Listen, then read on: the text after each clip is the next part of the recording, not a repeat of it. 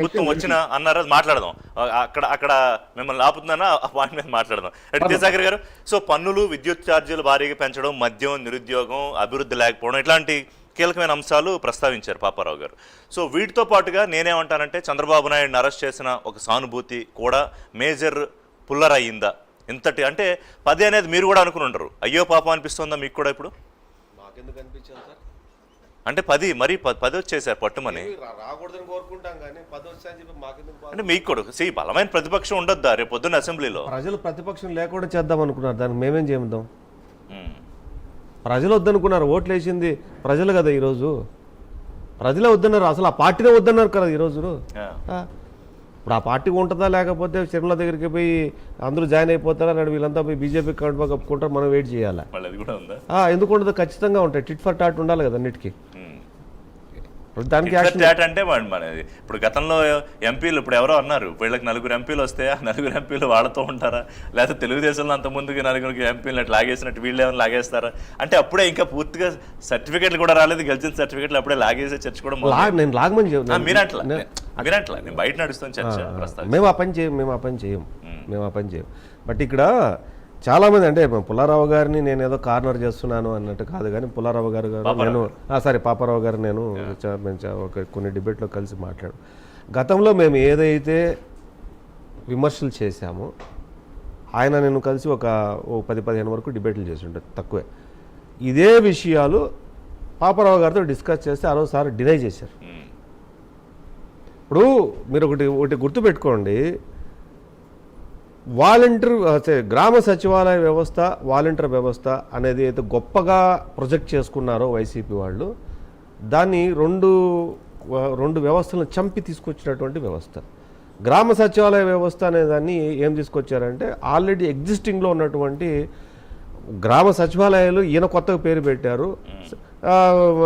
Panchayat office అనేది ప్రతి విలేజ్లోనే ఉంటుంది, కొత్తగా పెట్టేది ఏమి లేదు. అంటే అది ప్రజలకు ఆల్రెడీ తెలుసు, ఇదే ఆఫీస్ అక్కడ ఉంది కదా, మరి ఇక్కడ ఎందుకు ఉండాలి అంటారు.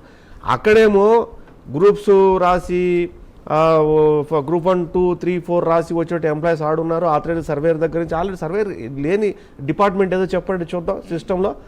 పీడబ్ల్యూ డిపార్ట్మెంట్, పంచాయతీరాజ్ వ్యవస్థను చంపి తీసుకొచ్చినటువంటి డిపార్ట్మెంటు గ్రామ సచివాలయ వ్యవస్థ. అంటే ఎగ్జిస్టింగ్లో ఉన్న డిపార్ట్మెంట్ ఎంప్లాయీస్ని కాకుండా ఒక ప్యారలల్ సిస్టమ్ డెవలప్ చేయడానికి ట్రై చేశాడు ఆయన. ఒకటైతే రెండోది వాలంటీర్ వ్యవస్థ కూడా ఆల్రెడీ పబ్లిక్గా ఓటు వేసి వార్డు నెంబరు, ఈవెన్ చెరువులకి కమిటీ ఉంటుంది, చెరువు కమిటీ చైర్మన్ ఉంటాడు, చెరువు కమిటీ నెంబర్లు ఉంటారు, క్లస్టర్ కమిటీ నెంబర్లు ఉంటారు. గవర్నమెంట్ ఎలక్టెడ్ అంతా కూడా ప్రజాసంబద్ధంగా ఓట్లు వేసి గెలిపించుకున్నాడు. సర్పంచ్లు ఉంటారు, ఎంపీటీసీలు ఉంటారు, జెడ్పీటీసీలు ఉంటారు, ఎంపీపీలు ఉంటారు, ఎమ్మెల్యే ఉంటాడు. ఇది ప్రజాస్వామ్యబద్ధంగా రాజ్యాంగపరంగా ఎన్నికైనటువంటి ఒక వ్యవస్థ ఏదైతే ఉంటుందో దాన్ని కార్నర్ చేసి ఒక direct access people and between the government. కానీ ఇప్పుడు మీరు దాని మీద విమర్శ ఎట్లా చేస్తారు? మీరేం దాన్ని తీసేయట్లేదు కదా, ఇంకా రెట్టింపు చేసి ఉంచుతున్నారు. నేను వాలంటీర్ వ్యవస్థ దగ్గర ఏ పని చేయించామనేది ఇంపార్టెంట్ అని. ఇక్కడ నేననేది వ్యవస్థ అంటే చంపేసి ఇంకో దాన్ని చంపేసి ఇంకో దాన్ని తీసుకొని వచ్చేసి ఎప్పుడో ట్రెడిషనల్గా ఉన్నదాన్ని చంపేసి ఇప్పుడు కొత్తగా నేను దాని గురించి మాట్లాడదు. వాలంటీర్ వ్యవస్థ అనే దాన్ని ఈ రకంగా కాకుండా అవుట్ సోర్సింగ్లో వాళ్ళు ఏ రకంగా ఉపయోగించవచ్చు అంటే ఉన్న ఎగ్జిస్టింగ్ సిస్టమ్ రాజ్యాంగబద్ధంగా, ధర్మబద్ధంగా, న్యాయబద్ధంగా, ప్రజాస్వామ్యబద్ధంగా ఓట్ల ద్వారా ఎన్నికైనటువంటి, చట్టబద్ధంగా ఎన్నికైనటువంటి వాళ్ళు ఇట్లాగే చదువుకొని ఉద్యోగాలు చేసి ఉన్నటువంటి సిస్టమ్ డెవలప్ కాకుండా ఇప్పుడు వీళ్ళను కూడా ఎవరైతే అది వ్యతిరేకంగా పనిచేసిందా, నేను అదే అడుగుతున్నా. వ్యతిరేకంగా ఎందుకు అంటే ఇంత దారుణమైన నెంబరు ఎందుకు వచ్చింది అది తెలుసుకోవాలనుకుంటున్నాను. అదే ఇప్పుడు ఈ రెండింటిని ఎప్పుడైతే చంపేశారో ఉద్యోగస్తులు తీవ్రమైన వ్యతిరేకత వచ్చేసి, అంటే ప్యారల్గా సిస్టమ్ రన్ చేశారు. రెండోది ఏమైపోయిందంటే కొంతమంది, అందరూ కాదు మళ్ళీ చెప్తున్నా, కొంతమంది వాలంటీర్లు బెదిరింపులు లాంటి వాళ్ళ కార్యకర్తలు చేసే దురాగతాల వల్ల ఒక వాలంటీర్ వ్యవస్థ మీద ఒక రకమైనటువంటి ఏహభావం రావడం ఒకటి. దాని మీద తెలుగుదేశం పార్టీ స్పందించింది, జనసేన పార్టీ స్పందించింది, బీజేపీ పార్టీ కూడా స్పందించింది. మూడో అంశము మద్యపాన నిషేధం. మద్యపానం గవర్నరు బంగ్లా ముందర మాట్లాడినటువంటి మాట ఆయన, నేను మద్యపానం విషయం చేసిన తర్వాతనే నేను ఓటు అడుగుతాను అన్నాడు. అది కాగా మద్యపానం రేట్లు పెంచడం. ఈరోజు ఎవరో అడుగుతున్నారు, ఒక విచిత్రవాదన ఏంటంటే అంతకుముందు మందు తాగలేదా, ఇంతకు రేపొద్దున మళ్ళీ మందు తాగలని మాట్లాడుతున్నారు. నువ్వు పెంచిన మద్యం ధరల గురించి కుటుంబంలో బాధ, ఇప్పుడు ఆ రోజు 100 రూపాయలు ఖర్చు పెట్టాడు, ఈ రోజు 300, 400, 500 ఖర్చు పెడుతున్నాడు. కానీ ఇంటికి ఇచ్చినది ఎంత ఇస్తున్నాడు అనేది ఎఫెక్ట్, అట్లా సైకలాజికల్ ఎఫెక్ట్. అట్లాగే అమ్మఒడి పేరు మీద ఇచ్చేటువంటి బోగస్. నిజంగా నువ్వు అంత కరెక్ట్గా చేసి ఉంటే 9.5 లక్షల మంది మళ్ళీ ఒక 2 సంవత్సరాలు నువ్వు చెప్పిన మాయమాటలు నమ్మి ఒక స్కూల్ నుంచి ఇంకో స్కూల్కి పోయిన తర్వాత మళ్ళీ వచ్చి ప్రైవేటైజేషన్లో ఎందుకు జాయిన్ అయ్యారు? అట్లాగే ఉద్యోగస్తులకు ఇచ్చింది. అట్లాగే రాజధాని అమరావతి రాజధాని ఎఫెక్ట్ మీరు మామూలుగా లేదు. మేము చాలా నుంచి కనిపించని ప్రభావం చూపించింది. కనిపించింది కాదు, ప్రత్యక్ష ప్రభావం అది. అంటే ఏంటంటే ఒక ఎవరు మాట్లాడారు క్యాంపెయిన్ లో కూడా చాలా తక్కువే వచ్చింది కదా అమరావతి ప్రస్తావన. రైతులే మాట్లాడారు, బాధితులు మాట్లాడారు, ప్రపంచం చూసింది. వాళ్ళకి మద్దతుగా చాలా వందల వేల లక్షల మంది వచ్చారు వాళ్ళకి మద్దతుగా. ఇప్పుడు చూడండి కృష్ణ, అమరావతికి పెరిఫరల్ ఏరియాలో క్లీన్ స్వీప్ అని ఆ రోజు చెప్పాం, ఈ రోజు చెప్పాం. అమరావతి అనే అంశము చాలా తీవ్రమైన అంశము అని చెప్పాం. అట్లాగే ప్రత్యేక హోదా ముఖ్యంగా ఇప్పుడు ఇందాక పాపారావు గారు మాట్లాడారు, నిరుద్యోగ వ్యవస్థ ఎప్పటికీ తీరని వ్యవస్థ, అది అవ్వదు కాదు, అది అవ్వదు అని అందరికీ తెలుసు. ప్రపంచంలో నిరుద్యోగ వ్యవస్థ ఉన్నమాట వాస్తవమే.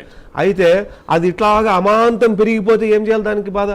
70 లక్షల మంది నిరుద్యోగులు, ఒక చిన్న విభజిత రాష్ట్రంలో 70 లక్షల మంది నిరుద్యోగులు ఉంటే నువ్వు ఎంపవర్మెంట్ కోసం, వాళ్ళ ఎంపవర్మెంట్ కోసం ఒక ఇండస్ట్రీస్ పాడు నువ్వు తీసుకొని వచ్చేసి ప్రైవేటైజేషన్లో ఒక 10 లక్షల ఉద్యోగాలు, 15 లక్షల ఉద్యోగాలు, 20 లక్షల ఉద్యోగాలు నువ్వు కల్పించుంటే ఆ తర్వాత గవర్నమెంట్లో కొన్ని సర్దుంటే కొంతమంది బయటకు వెళ్ళి ఉద్యోగాలు చేసుకునేవాళ్ళు. అసలు నువ్వు ప్రైవేటైజేషన్లో ఇచ్చిన ఉద్యోగాలు ఎన్ని అంటే గుడ్డిస్తున్నా, గవర్నమెంట్లో ఇచ్చిన ఉద్యోగాలు ఏంటంటే నిజం ఋషి గారు ఈ మాట ఎంత తక్కువ మాట్లాడుకుంటే అంత మంచిది. ఎగ్జిస్టింగ్లో ఉన్న కార్పొరేషన్ ఉద్యోగం తీసుకొచ్చి ఉద్యోగాలు ఇచ్చారంటాడు. ఆర్టీసీలో ఉద్యోగాలు ఇవ్వటం ఏంటంటే వాళ్ళు ఎన్ని సంవత్సరాల నుంచి పనిచేస్తున్నారు? అట్లాగే కాంట్రాక్ట్ పద్ధతిలో పనిచేసే వాళ్ళని, అట్లాగే అవుట్సోర్స్లో పనిచేసేటోళ్ళని ఈయన మాట్లాడితే వాలంటీర్ ఉద్యోగాలు మాట్లాడతారు. ప్రజలు, విద్యార్థులు ఎవరైతే నిరుద్యోగులు ఉన్నారో వాళ్ళు దేనికోసం ప్రిపేర్ అయ్యారు? గ్రూప్స్ కోసమో, సివిల్స్ కోసమో, డిపార్ట్మెంటల్ ఎగ్జామ్స్ కోసమో ప్రిపేర్ అవుతారు. నువ్వు ఇక్కడ ఏం జరిగిందంటే నువ్వు ఒక మైండ్ సెట్ పెట్టుకున్నాడు ఆయన మైండ్ సెట్ పెట్టుకొని నువ్వు చెప్పింది కరెక్ట్, అది విధానం కరెక్ట్ అనేసి దాన్ని రుద్దే ప్రయత్నం చేశాడు. అది అక్కడ వచ్చింది సమస్య ఇదంతా కూడా. ఆయన ఏదైతే అనుకున్నారో అదే అందరూ అనుకుని అదే నిజమని నమ్మాలి అంటే ఇక్కడ ప్రజలు నమ్మినట్టే ఉన్నారు ఎన్నికలు వచ్చే వరకు. దీంతో మధ్య చివరిగా చెప్పి ముగిస్తాను. ఇంకోటి ఏంటంటే ఇప్పుడు సపోజ్ అందరికీ ఉద్యోగాలు ఇవ్వడం కుదరలేదు అనుకుందాం, ఇవ్వడం కుదరదు కూడా, నేను కూడా ఒప్పుకుంటుంది, నేను కూడా ఒప్పుకుంటా పాపారావు గారితో కానీ ఎవరితోనే ఒప్పుకోవాల్సింది. అది మ్యాక్సిమం ప్రైవేటైజ్ కంపెనీస్లో కానీ వాటిలో ఇచ్చిన తర్వాత ఈ ఉద్యోగాలు ఇవ్వలేని వాళ్ళకి నువ్వు ఏం చేయాలి? ఎంఎస్ఎంఈలో లేకపోతే ఇండస్ట్రీ డెవలప్మెంటో లేకపోతే సెల్ఫ్ ఎంప్లాయ్మెంటో ఇవ్వడానికి నువ్వు వాళ్ళని ఎంకరేజ్ చేయాలి. ఒక ఎస్సీ, ఒక ఎస్టీ, ఒక బీసీ, ఒక మైనారిటీ, ఒక కాపు, నువ్వు ఒక బ్రాహ్మిన్ లేకపోతే వివిధ కార్పొరేషన్లలో నువ్వు అలకేట్ చేస్తానన్న ఫండ్ అలకేట్ చేసి అందులో ఉన్న యువతకి నువ్వు ఉద్యోగాలు రానప్పుడు వాళ్ళ కనుక డిస్ట్రిబ్యూట్ చేసి కొంతమందికి కనుక నువ్వు అంటే వాళ్ళు సొంతంగా ఏదైనా చేయగలిగే పరిస్థితి కనుక నువ్వు ఎంకరేజ్ చేస్తుంటే ఈ రోజు నిరుద్యోగ సమస్య ఉండేది కాదు. ఒక నిరుద్యోగ ఫ్యామిలీ ఈ రోజు ఇంతమంది ఎందుకు వచ్చేటేశారంటే వ్యతిరేకత అంటే మెయిన్ రీజన్ నిరుద్యోగం, లా అండ్ ఆర్డర్.